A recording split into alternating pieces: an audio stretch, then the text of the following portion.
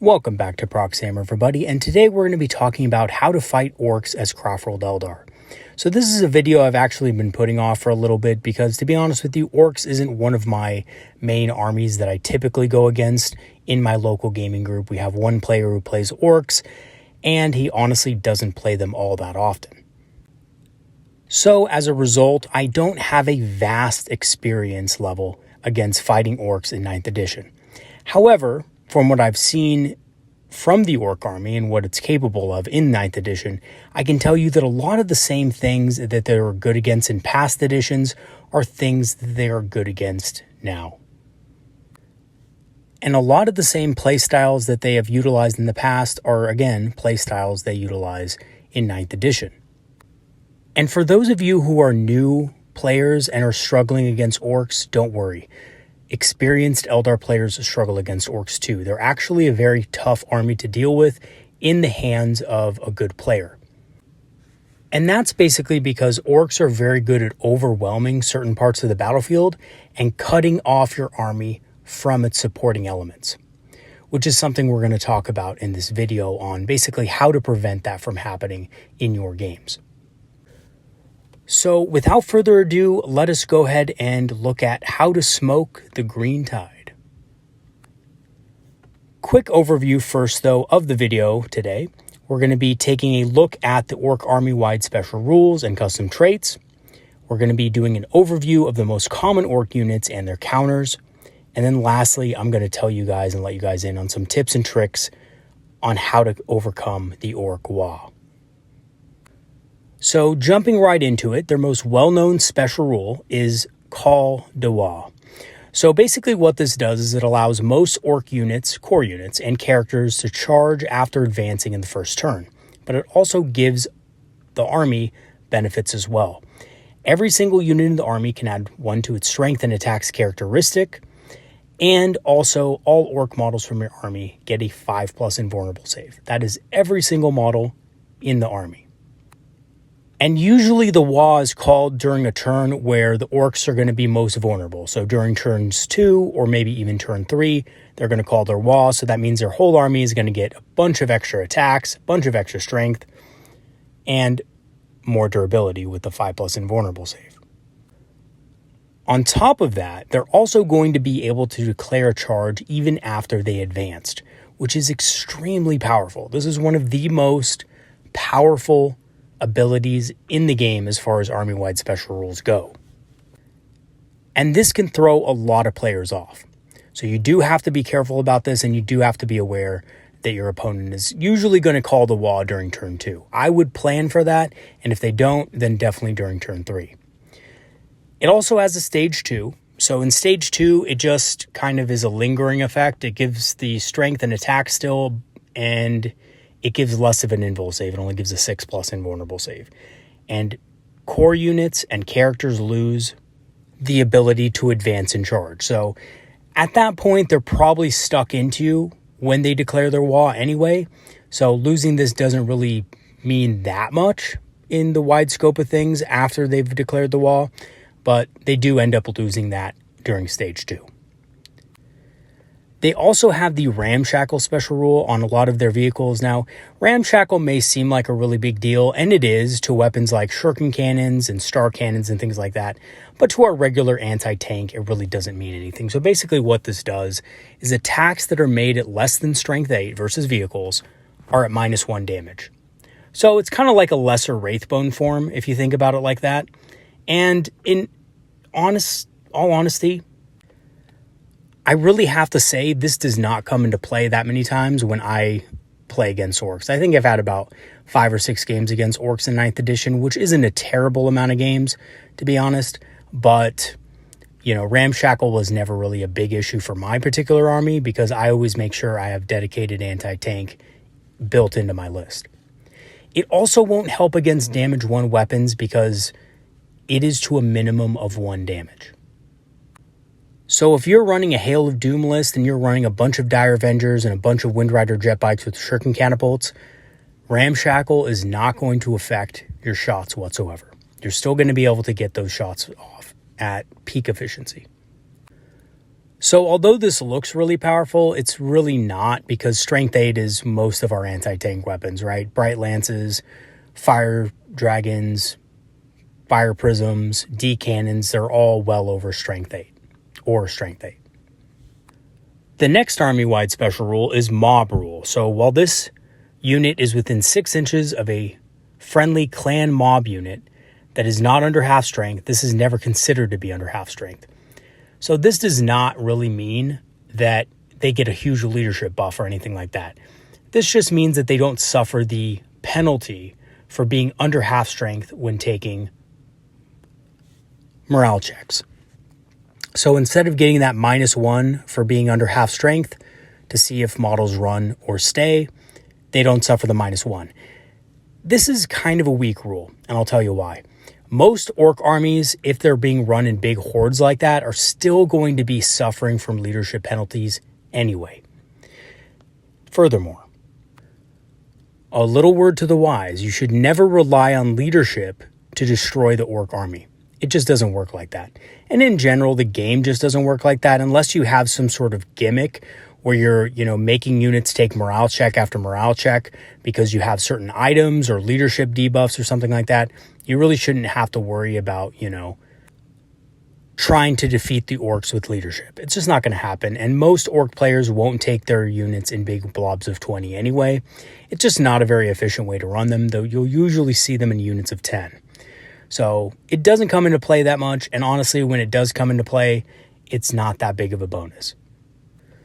So on to the custom cultures, which is basically the same thing as the custom Craftworld. So if we look at the first one, Goths are primarily what you'll see almost 80% of the time when going against Orcs.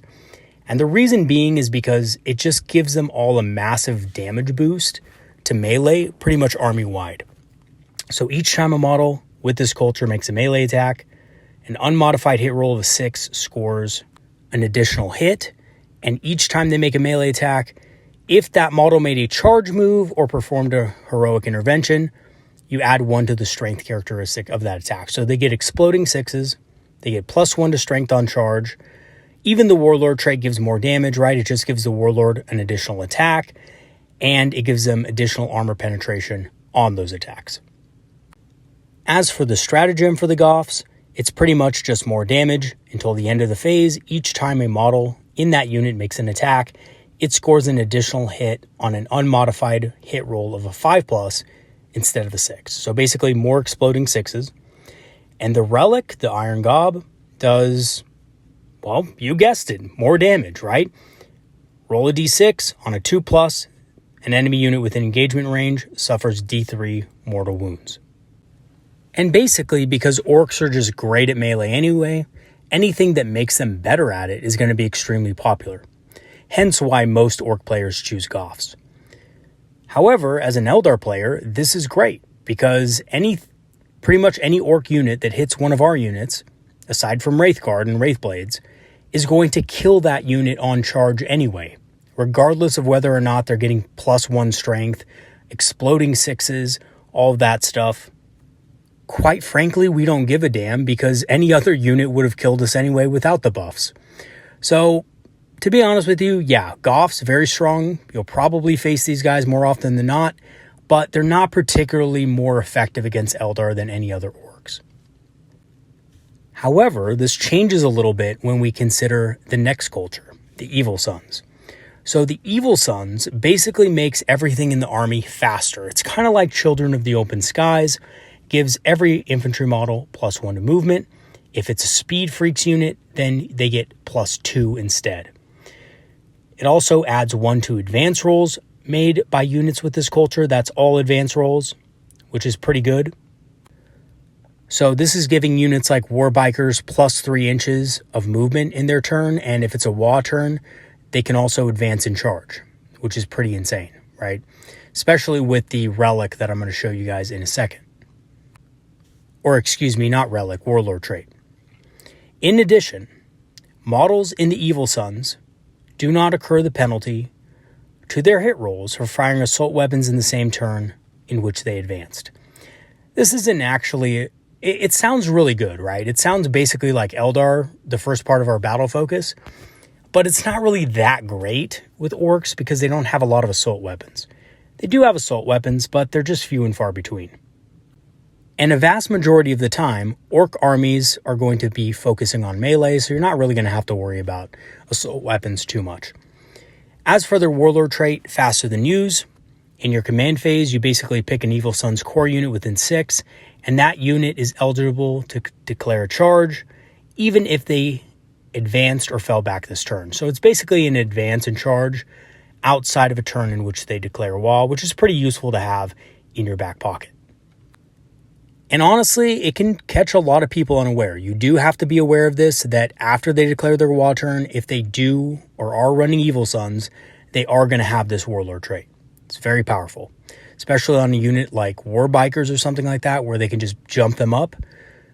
Basically, War Bikers move 14 inches base, 16 inches with the Evil Sun's culture bonus, and they can auto-advance 7 inches with the culture bonus as well. So on average, these guys are, charging potentially something like 30 inches at you. That's insane. That means that you have to be at least 32 inches away to guarantee your safety. And even then, they could roll high and they could even charge farther than that, right? So you do have to be careful with that. You do have to also make sure that you use proper screening units and stuff to make sure that doesn't happen to you. And lastly, the Relic. Add 2 to the bearer's movement characteristic, which makes the war boss even faster. And at the start of the fight phase, if this warlord is within engagement range of enemy units, those enemy units strike last, which is very powerful. But again, we are Eldar. So if he's charging into something, which is going to strike last anyway, and it's probably going to die anyway. So against Eldar, again, because we're a squishy faction, an extremely squishy faction, it's not going to matter that much, right?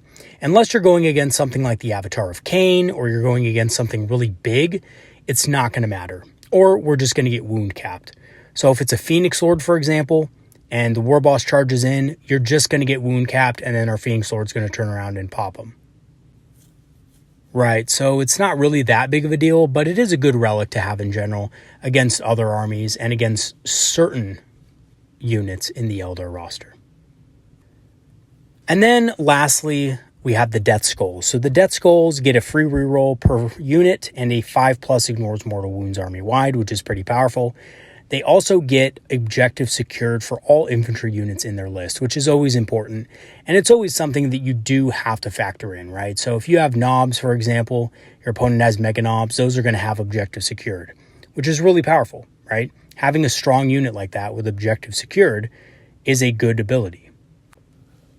As for the Warlord trait, though, it starts to be looking pretty weak. So the Warlord trait relies on being very close to ignore Lookout Sir, which, to be honest with you, most of the time, not going to matter. Orc ballistic skill is so bad anyway that hitting on 5s, even with Lookout Sir, is going to be, at best, a crapshoot. And the second part of this, each time an enemy vehicle unit is destroyed within 6 inches of the Warlord, gain a command point, just seems kind of situational, right? Yes, you will destroy vehicles in the course of the game, but is it always going to come up, and is your Warlord going to be within 6 inches of that said vehicle? Maybe, right? Maybe you'll get a command point out of it, or maybe not, right? This Warlord trait would probably not pay for itself over the course of the game in general against Eldar, just because of the fact that, yes, we do have vehicles, but what Orc player in their right mind would be charging after a Viper, right? Just to get that command point, and then subsequently die from the multitude of different attacks that are going to come his way next turn, right? It's probably just not going to happen. As for the stratagem, it's pretty decent. It helps Orc core units kill vehicles a bit easier with a +1 to wound, which isn't bad, right? I mean, Knobs, for example, get strength 10. Instead of wounding on 3s against wave serpents and things like that, they're going to wound on 2s, which is pretty nice. But usually probably better against heavier stuff like Land Raiders or Leman Russ battle tanks and stuff like that. And lastly, the Relic, the Fixer-Uppers. Basically helps mechs repair better and do a few mortals to nearby enemy vehicles. Nothing special, but again, nothing that bad. If you need to battle wagon repaired a little bit, it's pretty decent. It's just typically not going to win games for you, right? Although I will say it can also do mortals to nearby enemy vehicles, which is a very decent ability against certain targets. So let's go ahead and move on to the orc units that you are most likely to encounter. So the first unit that is probably the most iconic is the standard orc boy, right? Now, orc boys in this edition have gotten quite a bit tougher. They're toughness 5, but their save still remains very bad. So they still have a 6+ save, basically what we like to call a t-shirt save. They have a great amount of melee attacks, especially with the choppa, which gives them an additional attack. And during WA turns, they can get up to 4 attacks apiece, which is pretty nasty. That'll put a lot of our units, quite frankly, in the dumpster, even at low numbers. But they are very slow at speed 5, and they're a little bit more expensive than they were in past editions. So they're 8 points apiece. If you give them, for example, a knob with a big choppa, big choppa I think is 10 extra points or 5 extra points. So, this unit could easily be 85 points per unit. And for a unit that only has a 6+ save and no other real ways of surviving aside from toughness 5, which, again, against most weapons, yeah, that seems really good, right? Against strength 4 shuriken catapults, that seems good. But when you factor in they're not getting a save against shuriken catapults, it starts to become, well, a lot less good. Let's just put it that way. So boys are a little bit expensive, but they can wreak some havoc into units like ours. And again, they can take shooting options as well, but they're ballistic skill 5. You're mostly not going to take these options for extra points. I don't see any world where you would, for example, take a combi rocket, right? If it's hitting on 5+.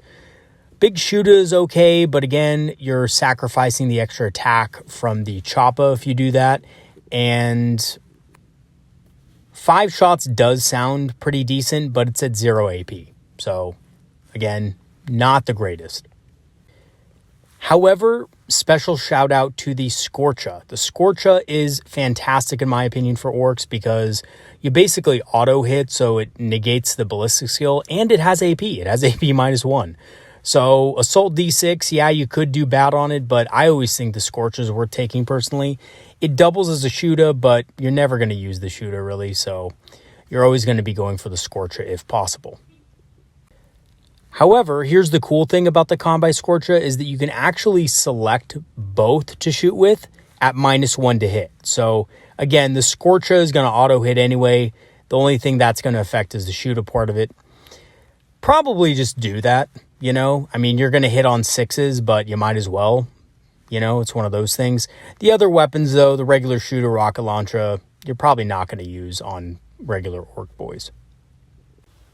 As for the unit leader, the knob can take some pretty nasty weapons. The kill saw is a pretty good weapon, really high AP, really high strength considering knobs have strength 5, so they're going to be hitting at strength 10 with D3 damage. I usually don't see orc players using the kill saw. I usually see them taking the power saw, or power claw I should say. Reason being is because you have more consistent damage on it, being just a flat damage 2, a little bit less AP, but it's a lot more consistent, so you know what to expect out of it. And the kill saw, yeah, you could kill a Terminator with it, but you could also whiff and roll 1s, right? So not a lot of players typically go for the kill saw, although honestly, if I was playing orcs, I love randomness, I would probably go with that, but that's just a fun pick. Usually you're going to see the power claw. Plus, most models are, modeled with the power claw anyway. But yeah, the knob is very powerful, and basically that means is that even if there's just one model left in the unit, much like Eldar with its Exarchs, that's going to be a deadly threat on the battlefield that you have to eliminate. And let me tell you, there's nothing worse than having just one knob left over in a unit that you need to kill, because chances are maybe that guy doesn't fail his leadership check, right? It could happen. That has happened before. You could always roll a 1 or something like that and pass your leadership. Knobs do have slightly higher leadership than regular boys. So the greatest counter to orc boys in general is just going to be your basic scatter laser. You have a high volume of fire. Each scatter laser gets 6 shots with pretty high strength, so you're going to be wounding on 3s anyway, which means that toughness 5 they get is not going to mean a damn thing, right? Scatter lasers are also very long range, so you can stay out of threat range. Orks do have a pretty decent sized threat range, especially on WoW turns. And lastly, because Ork boys are kind of cheap, scatter lasers are very cost effective, and the platforms that you can put them on are very cost effective as well. Warwalkers, Vipers, and Shroud Runners are all very semi-cheap ways of getting scatter lasers on the board. And again, you can field a squad of 3 Shroud Runners for 90 points. An Ork unit of 10 is going to be about 90 points. Usually the Nob has a Power Claw, so it's going to be 90. Maybe even slightly higher if they choose to go with the Combi Scorcha, but yeah, essentially going to be about the same amount of points, and you're going to be able to get a good amount of firepower being laid down with these guys. And I think, just doing quick math, you're going to get about 15 hits with the scatter lasers alone. You're going to get about 10 wounds with the scatter lasers, which is going to basically translate into about 8 Orks dead on average. So 8 to 9 Orks, which only leaves the Nob, and you do also have those 3 sniper rifles. So yeah, pretty effective counters. Scatter lasers from the Shroud Runners can essentially take out a unit of boys a turn.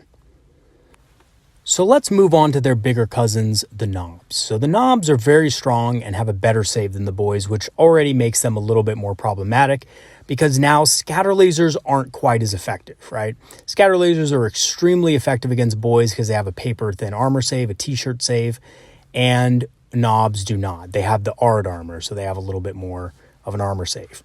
Now that doesn't mean that they can't still be effective, but it's going to be a little more difficult to punch through that higher armor save. So they do have 2 wounds apiece also, which makes them a little bit more durable. They're still toughness 5, and they're still slow at movement 5. They do, however, have more attacks. As for their ranged and special weapons, you're probably never going to see these. I've never seen somebody take a combi rocket on a Nob unit, right? I've basically only seen them take big choppas, maybe some choppas if they're trying to save points, and I've seen them also take things like Power Claws and stuff like that. I've never seen them take any ranged weapons. And again, I think I misspoke there earlier. The big choppa is free. The Power Claw is what costs points. So the big choppa is completely free. There's no reason not to take a big choppa for an Ork. I know they don't get the bonus attack, but you do get +1 strength. You do get a little bit of AP on it, and you get damage too. Again, these are all things we don't, as Eldar players, care about because we're so squishy we're going to die to a stiff breeze. But this is typically what you're going to see with Nob units. And just like the Nobs in Ork boy squads, the Power Claws are insane with strength 10, and the Kill Saws are pretty good too. Again, you're probably going to see more Power Claws than Kill Saws, but they're both very powerful. Now, the thing about the Power Claws is it allows Ork Nobs to really rip open heavier stuff. So don't expect a Wave Serpent or even a Wraith Lord or, honestly, even the Avatar of Cain to do very well when charged by a full unit of Nobs. So 10 Nobs mixed in with Power Claws and big choppas. The Avatar of Cain is very powerful, especially with Fortune, but he will take a significant amount of damage if charged by a Nob unit in this way. So you do need to be careful about that. They are very strong in close combat. Now, the counter to these guys is Warp Spiders. So typically, Nobs are going to be put in a battle wagon, and this is a very good strategy because battle wagons are fairly fast. They can get up the board quickly, and your Nobs can, have a better threat range when put in something like a battle wagon. However, battle wagons are not that durable. I'll talk about that in a second. But Warp Spiders, once that battle wagon is opened up, just take Nobs out, no problem. Especially if the Nobs are being run in units of 10, the high strength and good AP of the Death Spinners with the Blast keyword can utterly destroy them. They wound on 3s. They basically put them to a 6-up armor save because they have AP -2.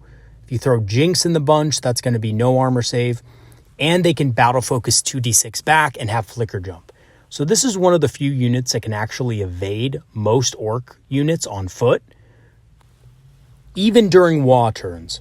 So normally Orks move 5 inches in a Speed Freaks list or a Evil Sun's lists are going to be moving 6 inches.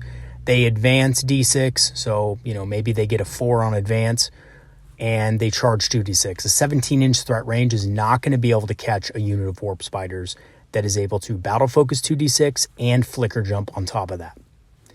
Also, Warp Spiders just happen to be good against almost every Orc unit in the roster.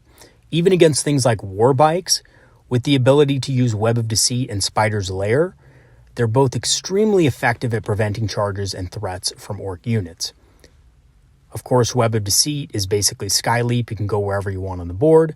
This can make them easily evade things like War Bikers and stuff like that after they've hit the unit that they want to hit. And Spider's Lair is really good at preventing Orc units from being able to charge through cover. So what I like to do with these guys is I've actually run them in the few games that I have played against Orcs. I've run a squad of 5 with both things, Web of Deceit and Spider's Lair. What I like to do with Spider's Lair is if there's a big piece of terrain in the center of the board, the Orcs are going to want to cross through that piece of terrain. They just have too much of an army mass to be able to effectively go around big pieces of terrain on the board. So if your Orc opponent wants to move their models through it, they're going to start suffering a lot of mortal wounds. And on top of that, if they want to charge a unit, like let's say a unit of Rangers that are hiding in there, or perhaps even the Warp Spiders themselves, they're going to also suffer mortal wounds from that too. So very effective way of basically making sure that your opponent is having as hard of a time as possible getting into contact with your army, which is what should be the goal of any Eldar player playing against an Orc army. Okay, so talking about the Battle Wagon, I mentioned this a little bit earlier.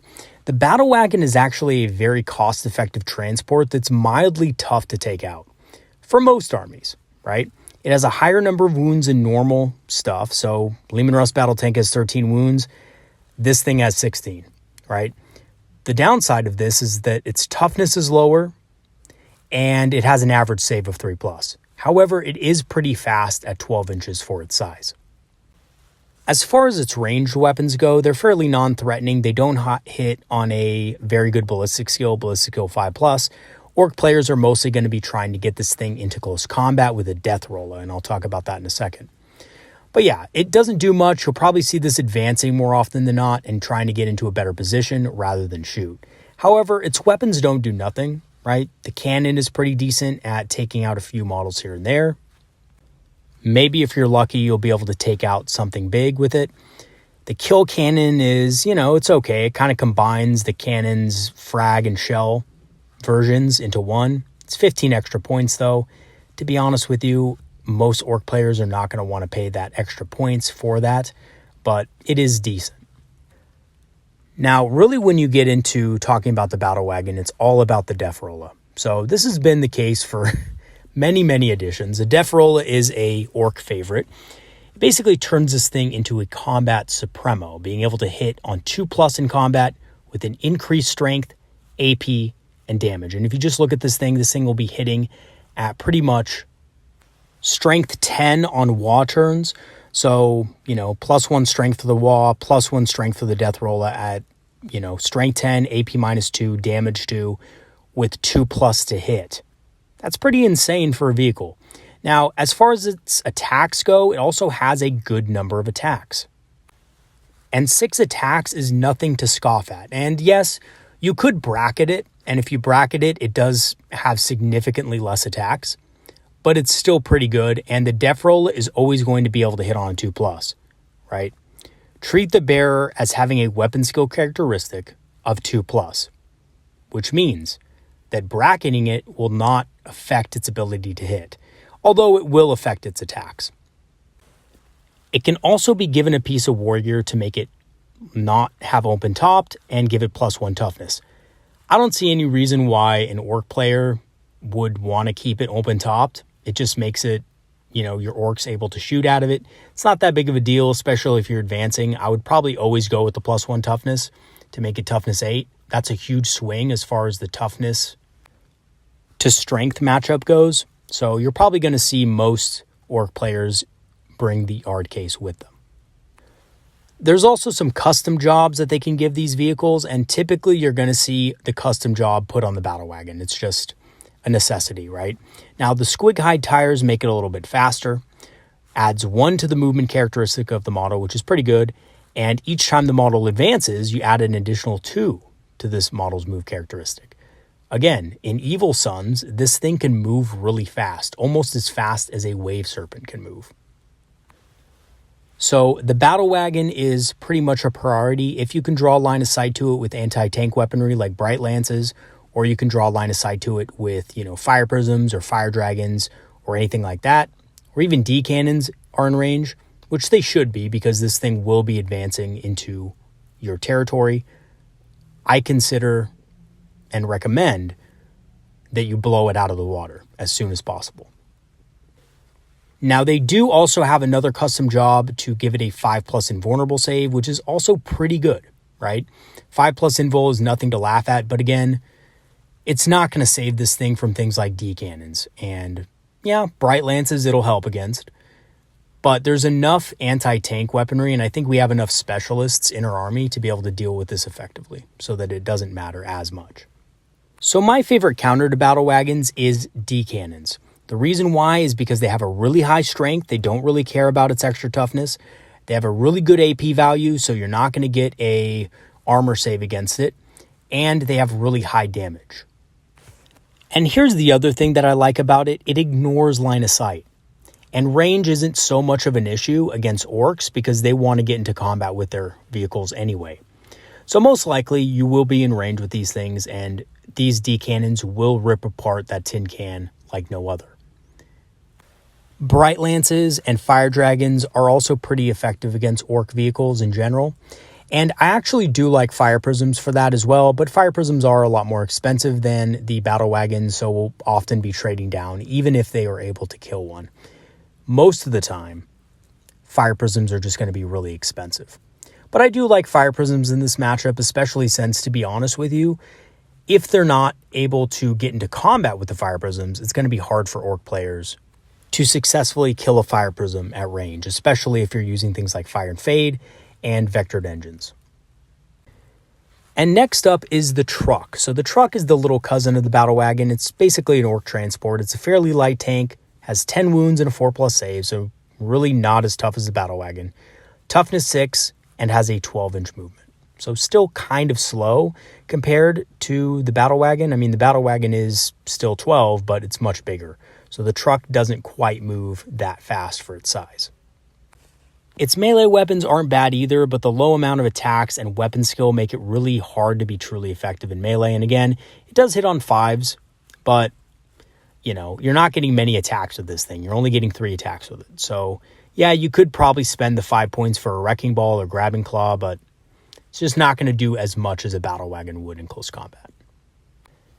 And I honestly think the best counter to these things are just your regular run-of-the-mill bright lances. The reason why is you have a high enough strength to wound it on 3s, you have good AP to get through the armor, and the damage is pretty high as well. So on average, it's only going to take you about 4 bright lance shots to down one of these things. And these can be given to a wide variety of units in our army. Warwalkers, Vipers, and Wave Serpents can get them fairly cheaply. And that's really what you want to put these on, because you don't really want to waste something like a huge unit of D cannons on it or, a squad of fire dragons on it, because both of those things are going to trade down when firing at them. Even if your fire dragons or D cannons survive afterwards, it's kind of a waste of resources. If you're able to put bright lances into them, or maybe you have to use your D cannons, but maybe try to split fire so that you're not wasting the whole unit on just a single truck. And next up is commandos. So commandos are a bit faster and sneakier than the average orc. I know I kind of said that in the orc vernacular there. But, still extremely fragile. They have almost no armor. They do have advanced positions, however, and these guys are so annoying to deal with. I can't even begin to express it. Basically, the reason why they're annoying is because they're cheaper than rangers, and they do the same thing. They basically block out your opponent from being able to advance deploy. So they do get advanced positions. They get +2 to their armor save when receiving the benefits of cover. So that could be a total of +3 if they're in light cover. So that would give them a 3+ save, which isn't bad. But again, still, these guys are fairly squishy. And while within terrain, they get a +1 to their melee attacks wound rolls. All of that extra stuff is just extra. commandos are really there to do two things. One, stop your rangers and your other advanced deployment units from being able to be put where you want to put them, and two, to get some cheeky alpha strikes on unsuspecting enemy units. So I've come around to the thinking that all Eldar players should be taking about 1 to 2 units of rangers, not because they're vital to every single playstyle, right? Because obviously they have some better synergy with Craftworlds like Uthway or Alatok, who are able to use support weapons effectively and use defensive tactics very effectively. But just to be able to prevent this kind of thing from happening, your opponent getting the jump on you and being able to set up on you with advanced deployment units. So for that reason, even though commandos are kind of really cheap and effective advanced deployment units, I think their perfect counter is rangers. And here's why. Rangers can use advanced deployment first and beat the commandos to the punch. So if you deploy your units first, I highly recommend, if your opponent has commandos, use your rangers and spread them out along the area of the board that you don't want them to deploy in. This will prevent your opponent from setting up on you early and getting things like raise the banners high down, forcing you to react before you want to. So, and then from there, any anti-infantry weapons can easily kill them and destroy them, as they're usually taken in just small units of 5. Really, commandos are not used for damage. They're used more for objective control and board control. So if you can use units like rangers to beat them to the punch, they're not going to be nearly as effective. And what I like to do afterward is I like to actually use Phantasm to pull my rangers back afterward, because if you don't, the Orc player is just going to take that trade. He's just going to use his commandos to trade right into your rangers, kill your rangers off, and then just be satisfied with having killed their points worth in models. And you don't want to let your opponent do that either. So use Phantasm, bring them back into reserve so they can be used later to score on things like Scout the Enemy in the later stages of the game, where they could be more useful. Okay, so on to the knob on Smash a Squig. So the knob on Smash a Squig may not seem like that great of an option for a lot of players, right? Its movement is just okay. Its toughness just seems okay compared to regular Orks. It does have wounds 5, it does have attacks 4, so it's pretty good in combat, and it's 65 points. The thing about the Smash a Squig is that it's not actually a world beater in a sense, but it can be surprisingly difficult to deal with and surprisingly powerful, especially on wall turns. It has great movement, it has a decently high toughness and a high number of attacks, and its high strength and decent save make it a very difficult model to deal with if you don't have the tools at your disposal at that particular moment which it chooses to strike. And it's also just very easy to hide. So basically what you do with this guy, you give him a big choppa and you use him as kind of like a missile, right? That dives straight towards enemy key targets or straight towards enemy units and just mucks things up. That's the best way to use this, and you'll probably see most Orc players using him in this way, or using him to flank certain positions and stuff like that. It can also deal mortal wounds, and again, it has pretty good damage considering the attacks from the Squig and also the big choppa. Now, in my opinion, the best counter to these guys is actually Vipers, because Vipers can match the mobility of the Squig and far surpass it. And Vipers at the same time can easily screen and for their cost trade very well with the Squig. So it only costs 40 points for a Viper. It costs 60 points, or 65 points, for the knob with the Smash a Squig. So yes, the knob will kill a Viper in close combat, but the Viper can also make it very problematic for the Smash a Squig to get into the targets that he wants to get into. So you can use this to kind of pump some shots into the Smash a Squig, force the Squig to react, and then once the Squig does react, the Squig, obviously has to take out the Viper. He can't just ignore it, because then he'll die. So if you position the Viper correctly, the Smash a Squig, once he deals with the Viper, once he kills the Viper, you should be able to deal with him with other units as he will be out in the open. And trading a 40-point Viper for a 65-point Smash a Squig is probably the best you're going to get, unless your opponent makes a mistake and just throws the Smash a Squig out in the open for you to kill. Which actually, by the way, I've seen happen before, right? A lot of players, what they'll do is they'll move up the Smash a Squig in combination with a couple of other units on a flank, thinking you won't be able to kill them. And then, of course, you sweep aside his models and the Smash a Squig is out in the open alone, and you zap him with the Bright Lance. That has happened before as well, but don't count on it from an experienced player. Most experienced players will use these guys, hide them very well, and that's why the Viper in this case is your best friend. And lastly, let's talk about Warbikers. So I know there's a lot of other units in the Ork Codex that you probably will see, right? Things like Def Koptas, and other things like that, but those units are more niche, and I think Warbikers you might see in every kind of list because they are just very effective for their cost. So if you look at these guys, they're extremely fast. They have movement 14. Again, it gets even faster with Evil Sons, and they're pretty tough. They have toughness 5, 3 wounds, which is decent at a 4+ save. The good thing about these guys, though, really is that they're only 25 points a model, which is very cost effective, and they're armed with 2 Daka guns apiece, in addition to a Choppa and a Slugga.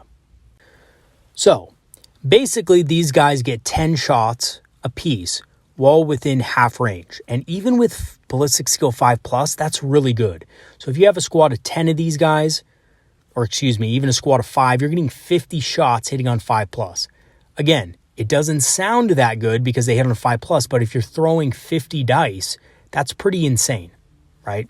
So that's the first thing. Now, of course, they can advance and shoot with the Daka gun, but their high movement means that they can get into a relatively good position quickly, and they're able to basically shoot at a unit, wipe it out, and then charge another unit and wipe it out. They're also pretty decent in melee. They're basically on par to any other Ork unit. They're basically Ork boys on bikes, if you think about it that way. And the Knob can be given a Power Claw for 10 points, which makes it really effective in close combat. They also auto-advance 6 inches and get an innate -1 to hit, making them a bit tougher to kill as well. These guys are insane, okay? These guys are not only fast and deadly, but they're pretty durable for their cost. So what are the counters to Warbikes? So I actually think that Shroud Runners are the perfect counter to these guys. Not only do Shroud Runners have Ballistic Skill 2+, which helps offset the -1 to hit, but scatter lasers are still very effective against them. Basically, Warbikes are essentially knobs, right? So they have a 4+ save, which is pretty good, but they still have toughness 5, and they still go down relatively easy to scatter laser fire. And Shroud Runners contend very well with these guys in small and big units. Big units can deal significant damage to Warbikes, and I think honestly pretty much take them out in one round of shooting if you have guide on them. I mean, it's just honestly not even that fair for the Warbikers at that point with guide, especially if you have even Doom on top of that. It starts to get a little bit silly.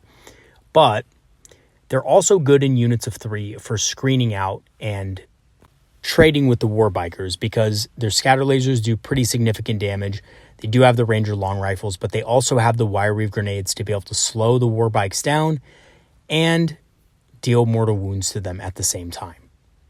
So I think Shroud Runners are the best counter to these guys. But honestly, as long as you're able to use a fast unit like Warp Spiders or something like that as well, they can deal high strength attacks and a large volume of attacks, you should be pretty good against them. And again, Warbikers are extremely deadly. They're one of the best Ork units in the Codex, in my opinion. And you want to be able to put them down early. So make sure that you have a plan for them in the beginning of the game and you execute that plan accordingly to be able to take them out.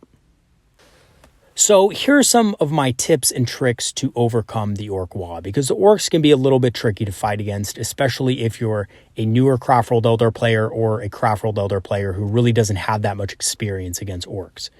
So the first thing is to screen and utilize proper spacing. You don't want to let the Orks set up on you. You want to concentrate your forces and fight on narrow fronts. And lastly, you want to prioritize killing your opponent's mobility. By screening and utilizing proper spacing, I'm talking about the fact that Orks can advance and charge the turn they declare a wall. And that typically will get them into combat in mass. So you want to make sure you can account for that. So units like Rangers, Vipers, and occasionally even Wave Serpents can be used to cover a lot of board space and completely block off charge lanes. Yes, you will lose the Vipers. Yes, you will lose the Rangers and the Wave Serpents, but your damage dealing units will be largely safe from harm. and able to shoot again in the next turns. And again, once Orks charge in, when they get out of combat, they're vulnerable to being counterattacked. And trust me, they have paper armor for the most part and will go down to a lot of our shooting. Units like Shroud Runners can also be used to use Wire Weave Grenades to reduce charge distance if nearby. So don't forget that as well. It basically just means that a Orc player is going to have to account for a -2 inches to their charge distance when making charges, which can actually make a big difference. It could make a turn of difference when an Orc player is deciding whether or not he wants to move out his fast unit to try to burn down one of your backline shooting units in an assault. So, let's say that your opponent is running something like Evil Sons and he has a 30-inch threat range, right? And your unit of D cannons happens to be within 30 inches of his unit of Storm Boys or whatever it is, right? And he's thinking of making that charge move. Well, he could do that, but if you have Shroud Runners nearby, you're going to reduce his charge distance by 2 inches, and he's going to have to now take that into account. And maybe now he's not going to want to do it anymore. So I've had several games where my opponents have decided not to go for the moves they were going to go with because of that Wire Weave Grenade stratagem being nearby. The next thing you want to make sure you do is not let the Orcs set up on you. So that means that units like Commandos love to use their advanced positions to get alpha strikes on your units and block your other advanced position units, which can tilt the favor in the Orcs from the beginning of the game, right? So if you get the chance to deploy first, make sure to set up your Rangers immediately so that you can secure the use of pregame moves and other advanced position units like Striking Scorpions, Rangers, and Shroud Runners. And even if you don't get to set up a unit first, at least put another unit of Rangers in another position so that you can prevent your opponent being able to set up on you from all over the board. And again, Eldar are very quick. We can reposition very quickly. We can use things like Phantasm to move across the board if need be. So use that to your advantage. Also, make sure you concentrate your forces and fight on narrow fronts. So I can't stress this enough. Orc units are relatively cheap, and usually your opponent is going to be able to field more units than you can, which means they will have the numbers and usually the speed to cut off and isolate targets. So keep your forces together so that they can support each other and the Orcs can't just take out one unit at a time, piecemeal. And what this will allow you to do is thin out your opponent's forces in the first couple of turns of the game, especially when they hit their Wa turn. If you utilize proper screening, you should be able to whittle your opponent's forces down enough until you can take the fight to the Orcs and cover the board and control the board from there. But if you isolate yourself and you spread out early on in the game, you're just not going to have the overlapping levels of firepower to be able to deal with the massive amount of units that Orc players often like to bring to the table. And lastly, prioritize killing your opponent's mobility. So I can't stress this enough. The most deadly Orc units are the ones that can move the fastest. Units like Warbikers, Def Coptas, and Squig Riders are fast and can wreak havoc on a backline if allowed to. Focus these units down early so that you can control the pace and the flow of the battle and not let them basically rip you to shreds in the backfield. And there's a lot of quick units that we have access to that can do that. And not every army can do that. A lot of armies just kind of have to wait until the Orcs make their move, which is to the advantage of the Orcs. We, on the other hand, are very quick. We can get into positions relatively quickly to take out those threats, whether it be deep striking elements like units in Falcons, whether it be hard elimination targets like Howling Banshees, or even just very fast jetbike units like Wind Riders and Shroud Runners are all very good at putting those speed freaks in their place and down for good. So make sure that you utilize your speed and prioritize killing your opponent's mobility first and foremost. And honestly, that doesn't just go for Orcs, that goes for most opponents. If you're able to control the pace of the game by eliminating your opponent's fastest units, then you will be in a much better position in the battle. So in conclusion, Orcs are a pretty tough opponent to play against for Craftworlds because they are very aggressive and have a lot of cheap yet powerful units that can trade up into Eldar units very easily. However, the key to beating Orcs lies in your army's ability to dismantle the Orc mobility first and present a united front while also simultaneously preventing the whole orc army from smashing into you at once through effective use of screens. And if you're able to do this effectively, there's not many orc armies that can stand up to the return fire of a good Craftworld force. And the other thing about orcs that is kind of easy to understand is that they're going to try to play one game against you. And that game is to control the board and basically run up to you and smash you in the face. That's the orc battle plan. And, with a few nuances, for the most part, that's what they want to do, right?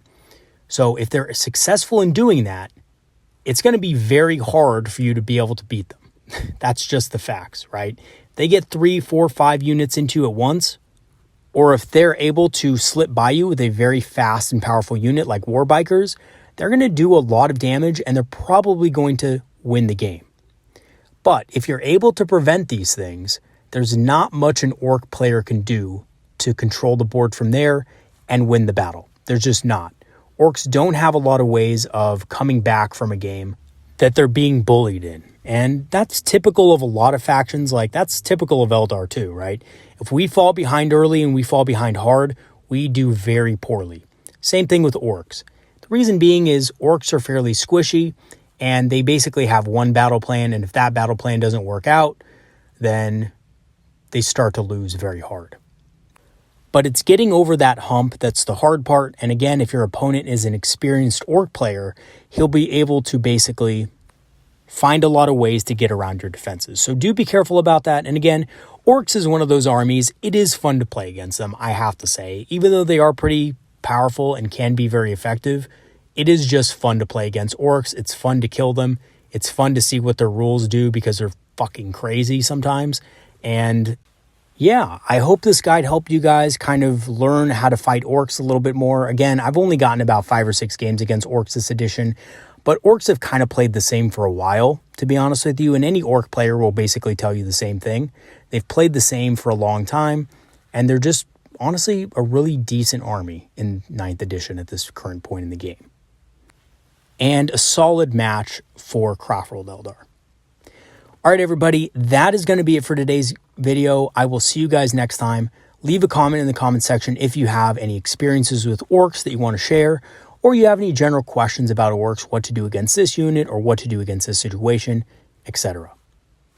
All right, everybody, that's going to be it. I'm going to leave my Patreon and PayPal links in the description, as always, for you guys, in case you want to support further. Thank you so much for doing all that you've done already.